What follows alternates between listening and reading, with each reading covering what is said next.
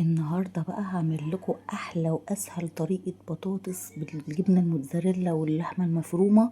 اسهل حاجه ممكن تجربوها واسرع حاجه. اول حاجه عندنا مكعبات بطاطس هنقطعها رفيع خالص علشان تستوي معانا بسرعه، حوالي 4 أو 5 مكعبات.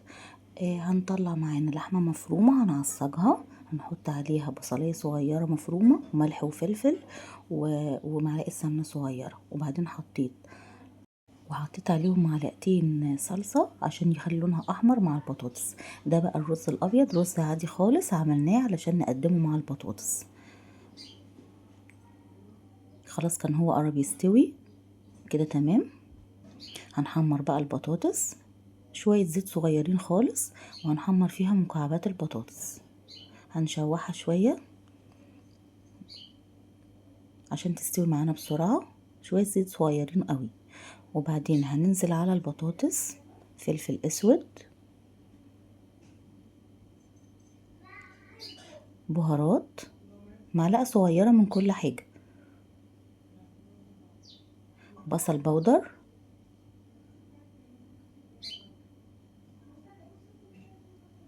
ربع معلقة كركم، هيخلي لونها تحفة وهيديها طعم جميل جدا، هيحول الطعم بتاعها خالص. هنشوحهم بقى مع بعض شوية لحد ما البطاطس لونها يبقى ذهبي شوية كده، تتحمر وتدخل في السوا.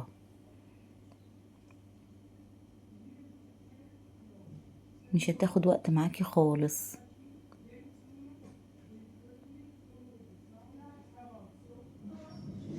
كده خلاص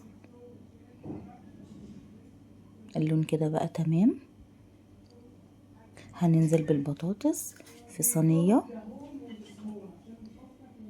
ونظبط الصينية بقى ونسويها خالص.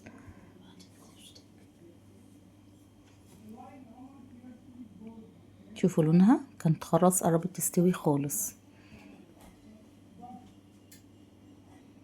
اللحمة المفرومة انا كنت عاملاها جوسي خالص علشان خاطر الصلصة اللي حطيتها عليها، وضفت عليها معلقتين مية بس علشان خاطر تكمل سوى البطاطس، ومحبش ان انا اضيف عليها مية تاني، هي تستوي منها في قلب بعضها كده.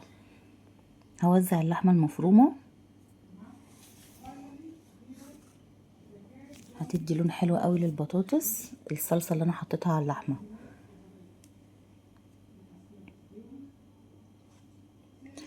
هنبدأ بقى نحط على وش اللحمة المفرومة، هنبدأ نحط جبنة موتزاريلا، هتديها طعم ولون وريحة وكل حاجة حلوة. الجبنة دي هتحول البطاطس في حتة تانية، ولادك هيحبوا ان هم ياكلوها جدا، احسن من صينية البطاطس التقليدية بتاعتنا.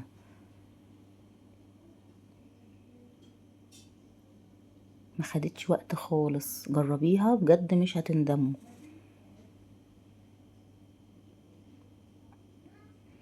كده خلاص حطيت الجبنة الموتزاريلا وهدخلها الفرن. في الفرن مش هتكمل 10 دقايق، ما كملتش فعلا 10 دقايق. كل المكونات امتزجت مع بعضها، وحمرنا الوش من الجبنة الموتزاريلا، وقدمت معاها الرز الابيض. شوفوا لونها عامل ازاي، تحفة بجد هتعجبكم.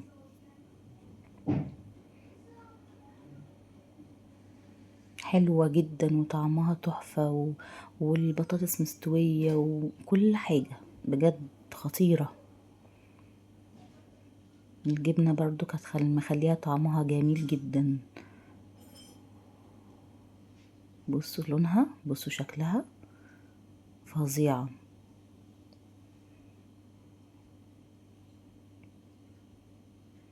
كل المكونات مع بعض مدية طعم خطير خطير. بصوا البطاطس مستوية ازاي، ما خدتش وقت خالص في الفرن، 10 دقايق. حطيتها على تحت شوية، وبعدين حطيتها على الشبكة وقيت عليها الشواية من فوق مع الرز الابيض. بقى مش قادرة اقول لكم عاملة ازاي، فعلا ما خدتش وقت، ما كملتش نص ساعة. لا وكل دوت بربع كيلو لحمة مفرومة بس. عملنا غدا صينية محترمة، حاجة الولاد هيحبوها جدا. اسهل حاجة واسرع حاجة ممكن تجربيها، تحفة يا جماعة، ممكن تجربوها هتعجبكم قوي قوي قوي.